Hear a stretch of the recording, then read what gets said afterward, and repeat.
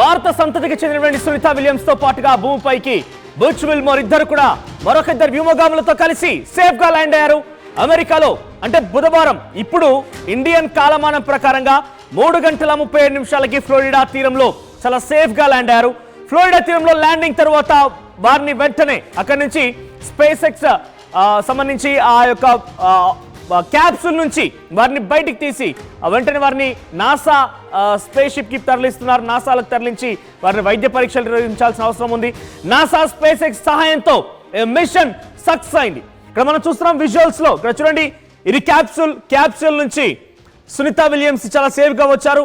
బయటికి రాగానే ఒక్కసారిగా చిరునవ్వు, ఆ చిరునవ్వు ప్రపంచవ్యాప్తంగా జనాభాని ఒక్కసారిగా మంత్రముగ్ధులు చేసింది. ఎందుకంటే 284 రోజులు 9 నెలల సమయం కేవలం 9 రోజుల కోసమని పరిశోధన కోసం వెళ్ళినటువంటి సునీత విలియమ్స్, బుచ్ విల్మోర్ ఇద్దరు కూడా ఒక్కసారిగా సాంకేతిక లోపం కారణంగా అక్కడ ఇరుక్కుపోయారు. తిరిగి రావడం కోసం కష్టమైంది. రేపు మాపు అంటూ అనేక రకాలుగా వార్తలు వినిపించాయి, కానీ ఇది కూడా సక్సెస్ కాలేదు. ఫైనల్లీ షీ ఈస్ వేవింగ్, అందరికీ హాయ్ చెప్తోంది. సునీత విలియమ్స్ ఈ క్యాప్సూల్ నుంచి ఒక్కసారిగా మీరు చూడండి, అక్కడ ఉన్నటువంటి స్పేస్ ఎక్స్ సిబ్బంది తనని బయటికి తీసుకొస్తున్నారు.